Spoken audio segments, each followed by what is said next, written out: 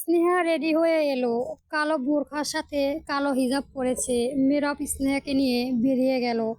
Drawing রুমে আসতেই ফাহমিদা খান বলে উঠলেন, দুজনে কোথায় যাওয়া হচ্ছে?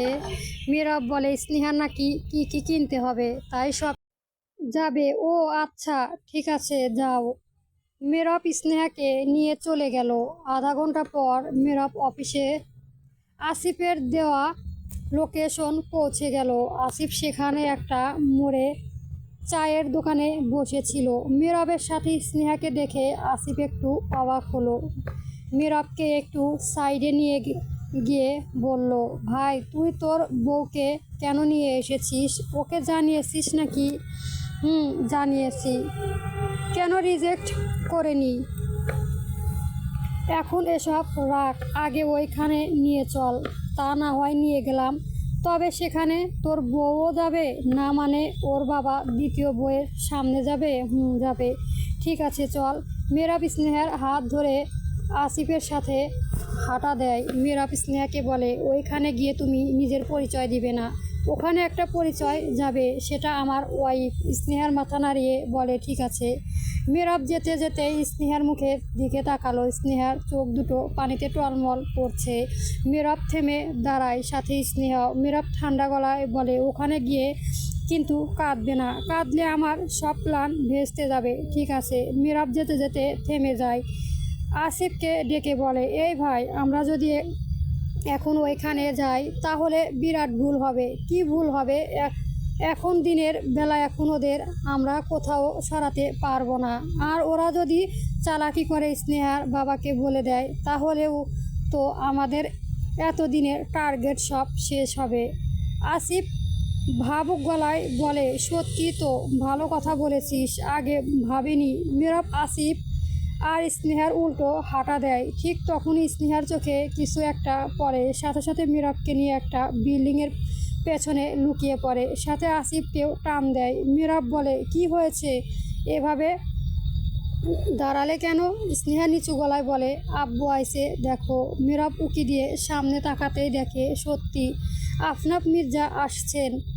স্নেহা মেহরাবের সাথে অন্যদিক ঘুরে কাঁদতে থাকে। কোনো মেয়ে এই পরিস্থিতিতে নিজেকে ঠিক রাখতে পারবে না। কি দরকার ছিল এইরকম একটা সুন্দর সংসারটা ছেড়ে আরেকটা সংসার গড়ার? মেহরাব স্নেহার কাঁধে হাত রেখে নিজের কাছে এনে বলে উঠল, কেঁদো না, নিজেকে শক্ত করো। স্নেহা মেহরাবের বুকে মুখ গুজে কাঁদতে থাকে। মেহরাব কি বলে সান্ত্বনা দিবে তা তার জানা নেই।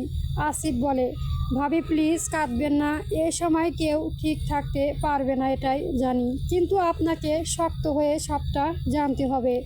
এই বলে আসিফ মেহরাবের দিকে তাকিয়ে বলল, কিরে, কি করবি এখন? তাহলে এখন বাড়ি ফিরে যাব, রাতে এখান থেকে সরিয়ে অন্য জায়গায় নিয়ে যাব, আর স্নেহাকে ওর বাবার বাড়ি দিয়ে আসবো। কেন? শোন, ওদের রাতে তুলে নিয়ে যাওয়ার সময় যদি ওরা চালাকি করে স্নেহার বাবাকে কল দেয়, তখন তো উনি উঠতে উঠতে চলে আসবে। তখন কি করব? এর থেকে ভালো উপায় স্নেহা হলো ওইখান থেকে ওর বাবাকে আটকাবে। স্নেহার মাথা তুলে তাকিয়ে ভাঙা গলায় বলে, যাব না আমি ওই বাড়িতে। মেহরাব বলে, যেতেই হবে তোমাকে। আমি যাব না, প্লিজ আমাকে যেতে বলবেন না, আমি ওইখানে গিয়ে থাকতে পারবো না।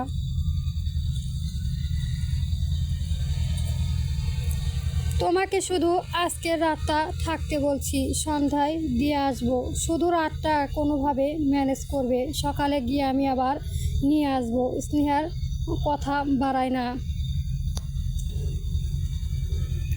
সম্মতি জানিয়ে বলে, ঠিক আছে, তবে শুধু রাতটাই, খুব সকালে গিয়ে নিয়ে আসবে।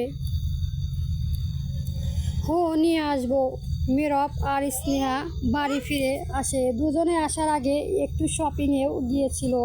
স্নেহা সেখান থেকে আসার পরই মন খারাপ করেছিল, খায়নি, ওভাবেই মন খারাপ করে শুয়েছিল। সন্ধ্যার আগে দিয়ে স্নেহা রেডি হয়ে নেয়, মেহরাবও রেডি হয়ে নেয়। এখন স্নেহাকে ওর বাবার বাড়িতে দিয়ে এসে আবার অন্য জায়গায় যাবে। মেহরাব স্নেহাকে সাথে নিয়ে বের হয়। স্নেহা কোনো কাপড় চোপড় নেয় না, শুধু রাতটা থাকবে বলে। ড্রয়িং রুমে তখন মারুফুল খান আর ফাহমিদা খান বসেছিল। ওরা দুজনেও এসে দাঁড়ায়। মারুফুল খান বলে, কোথায় যাচ্ছ নাকি? মেহরাব বলে, বাবা, স্নেহাকে ওর বাবার বাড়িতে দিয়ে আসতে যাব। মারুফুল খান উদ্বিগ্ন কণ্ঠে বলেন, কেন, কি সমস্যা হয়েছে? কোনো সমস্যা হয়নি। স্নেহার মন খারাপ করেছিল, ওর নাকি ফুপ্পির কথা মনে পড়েছে, তাই ভাবলাম ওকে রেখে আসি, আবার না হয় সকালেই নিয়ে আসবো।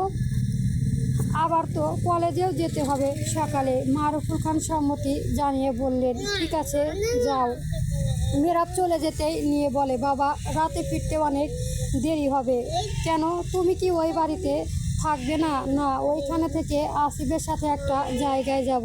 ঠিক আছে, সাবধানে থেকো। আসছি। মেহরাব স্নেহাকে ওই বাড়ির সামনে নামিয়ে দিয়ে বলে, তুমি চলে যাও, আমি আসছি। আবার সকালে উঠে কল দিও, চলে আসবো। ভিতরে আসবেন না? না, এখন আর যাব না। ঠিক আছে, সাবধানে থাকবে। স্নেহা গেট খুলতে ভিতরে যেতে যেতে পেছনে ফিরে তাকিয়ে থাকে নীরবের দিকে। নীরব ভ্রু উঠিয়ে বোঝায়, কি হয়েছে? স্নেহা মাথা নাড়িয়ে না বোঝায়। এরপর ভেতরে চলে যায়। নীরব ফোন বের করে আসিফকে কল দিতে দিতে গাড়ি ঘুরিয়ে চলে যায়। স্নেহা বাড়িতে ঢুকে দেখলো ড্রয়িং রুমে তার বাবা মা দুজনেই বসে আছে। স্নেহা তার বাবার দিকে এক নজর তাকিয়ে হন হন করে চলে যেতে নিল। স্নেহাকে এই সময় এইভাবে একা দেখে আপনাত মির্জা আর নাফিসা বেগম দুজনেই উঠে দাঁড়ালেন। নাফিসা বেগম এগিয়ে গিয়ে বললেন, কী রে মা, তুই এই সময় একা? কেউ কিছু বলেছে? না। তাহলে এলি যে? আমার মেয়েরব আসেনি? না, ও নামিয়ে দিয়ে চলে গিয়েছে। আর ওই বাড়িতে থেকে তোমার কথা মনে পড়ছিল, তাই মেহরাব বলল, আজ রাতটা যেন তোমার কাছেই থাকি। ও, সব কিছু ঠিক আছে তো? স্নেহা তার বাবার সাথে কথা না বলেই চলে গেল। আপনার মির্জা ভাবলেন, তার মেয়ে তো অন্য দিন হলে দৌড়ে এসে ঝাপটে ধরতো, আর আজ এলো না কেন?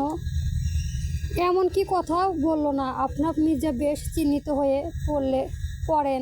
রাত প্রায় 3টা। স্নেহার চোখে ঘুম নেই। আজ মায়ের সাথে শুয়েছে। স্নেহার কেন যেন মন খুঁতখুত করছে, বরাবর মনে কু ডাকছে। ঠিক সেই সময় নাফিসা বেগম নিরেট গলায় বলেন, কী রে, কী হয়েছে? ঘুমাচ্ছিস না কেন? আম্মুর ঘুম আসছে না। ঠিক সেই সময় স্নেহার ফোন বেজে ওঠে। স্নেহার পট করে উঠে ফোন হাতে নেয়। নীরব ফোন দিয়েছে। সাথে সাথে কল রিসিভ করে বলে, আপনি বাড়ি যাননি? ওপাশ থেকে আসিফ বলে, ভাবি, আমি আসিফ। ও, আপনি? তাহলে আপনার বন্ধু কোথায়? ভাবি, আমরা সব কাজ শেষ করে বাড়ি যাচ্ছিলাম। ঠিক সেই সময় নীরব একটা ট্রাকের সাথে অ্যাক্সিডেন্ট করে। ওকে হসপিটালে এনেছি। ও জানাতে না করেছিল। বলেছি সকালে জানাবে, কিন্তু ওর অবস্থা এখন গুরুতর, তাই জানাতে বাধ্য হলাম। এই শুনতে স্নেহা মাথা চক্কর দিল। নাফিসা বেগম উঠে বলেন, কি হয়েছে নীরবের? স্নেহা কাপা গলায় বলে, আম্মু, ও হসপিটালে অ্যাক্সিডেন্ট করেছে। বন্ধুরা, পরবর্তী গল্প পাওয়ার জন্য আমার চ্যানেলটা অবশ্যই সাবস্ক্রাইব করবেন। ধন্যবাদ সকলকে। গল্প কি আবেশে, পর্ব 12, লেখিকা জেরিন আক্তার। চলবে।